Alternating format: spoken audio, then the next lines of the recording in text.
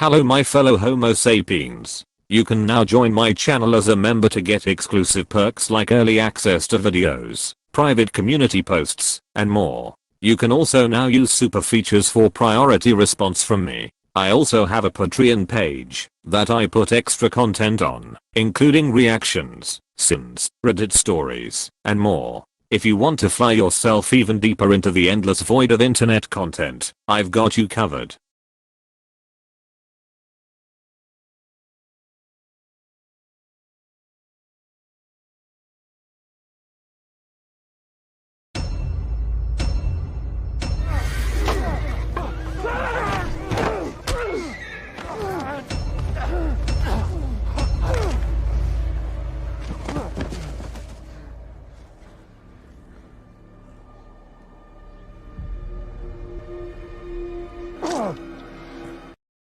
Made him soup? If Pedro Pascal shows up at my house with or without a gun, I'm making him soup.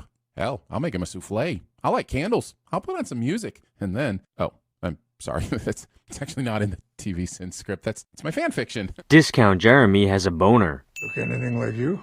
Bit. And I ain't seen him. Come on, Joel, you kind of walked into that one. You might be armed with a gun, but Graham Greene's armed with wit, and you will lose to it every time. Have you seen The Green Mile? He's fantastic. Everything wrong with The Last of Us, ladies and gentlemen. One of the actors is really good. Also, Discount Jeremy makes a pop culture ref. Got a map, why you lost? Must have missed all the street signs in the enormous f***ing forest. That fake-ass laugh. I didn't mean to upset you about your brother. Apologizing to the man who just a second ago had a gun pointed at you. Pointing things out on the screen. If your brother's west of the river, he's gone. Show will disprove this theory in about 20 minutes. Yes?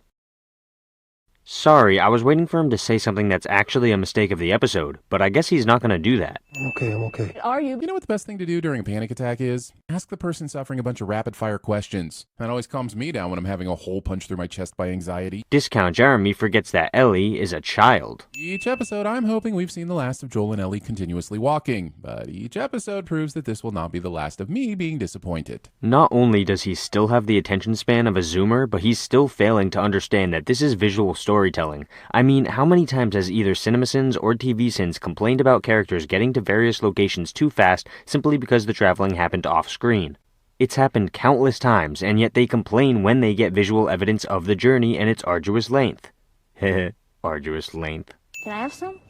No. What, just to warm up? Alcohol warming up the body's a myth, and can actually lead quickly to hypothermia, especially under conditions such as the ones Joel and Ellie are in. Joel is a terrible father figure and somehow immune to hypothermia. Not sure which I find more cynical. I mean, probably the father thing, but he should still be suffering from hypothermia. It's true that alcohol doesn't actually warm up the body. It only makes it feel that way. However, Joel should absolutely not be experiencing hypothermia right now because if you look very closely at this extremely subtle detail that's very difficult to notice, you'll see that they have a fire and fires are warm. See how close Joel is to the warm fire? So how does Joel even still have alcohol? When they were forced to only take a few things, did he really believe alcohol was on that level of importance? Yes, seeing as he currently has some. Next question. Ellie f***ing lied. Actually, her middle name is Skip. Marlene, she's a lot of things, but she's no fool. If she says they can do it, they can do it. Maybe, but why is Joel believing this all of a sudden? He didn't want to keep transporting Ellie until Tess made it her dying wish for him to do just that. He flat out said he didn't believe there was a possibility of a cure. I know he likes Ellie more, but that changed his entire opinion about the possibility of a cure? And this showcases an utter lack of understanding of Joel and Ellie's relationship. Joel doesn't just like Ellie more, Ellie has also helped to thaw him out, or in other words, soften him up a bit.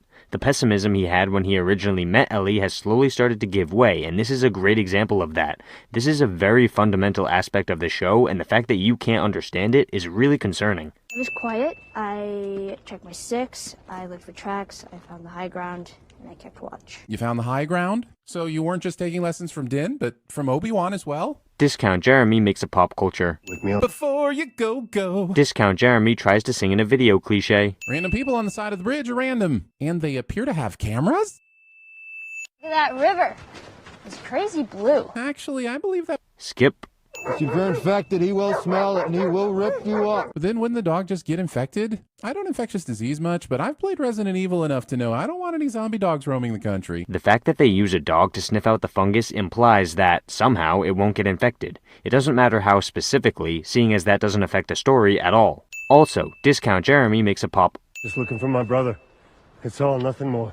What's your name? We're going to find out Tommy is at this settlement and Maria is his partner. Still, why did Maria immediately think, oh, he's looking for his brother? I'm sure this is Tommy's brother. There aren't other people at the settlement with missing family members? And honestly, the idea that Joel would have wandered into the territory of the specific settlement that was housing Tommy is wild enough in its own right. It's safe to assume that Maria, who is now married to Tommy, has learned about Joel from Tommy. Add on to that the resemblance Joel bears to his brother, and her asking this actually makes sense. Also, yes, it is a coincidence that they traveled into the general vicinity of the settlement where Tommy is living, but that's still not a sin. Coincidences happen every single day all over the world that are, quote-unquote, convenient. For example, your dad's ballsack contained millions of sperm, and the one that was capable of creating you just so happened to be the only one that reached your mother's egg. Those are even worse odds than this. Draw power from a dam. Got that working a couple years ago. After that, sewage, plumbing, water heaters, lights. This place actually f***ing works. This place actually f***ing works. And what's the sin here? I mean, if you want to call it unrealistic that this place works, then how about you actually explain why that's the case instead of just delivering a lazy one-liner and then f***ing off? Cause I might actually agree with you if you presented a logical and backed up argument. Collective ownership. So, communism. Nah, it ain't like that. It is that, literally. This is a commune.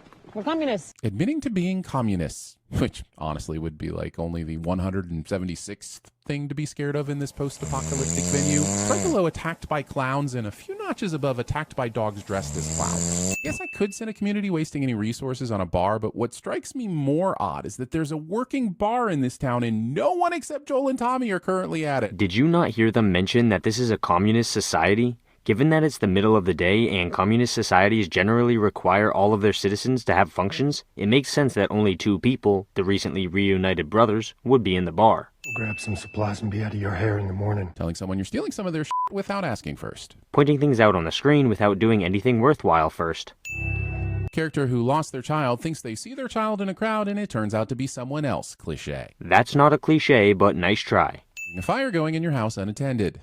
And yes, I know lots of people do this, but it doesn't make it any less dangerous or sinful. But it actually does. This is a really strange type of sin where he points out why something is bad in the real world, but pretends that, even though it's something people absolutely still do, it's somehow a mistake of the episode. You're not sinning real life, dude. You're sinning the episode. Let me get my scissors. Oh, well, no. Trim.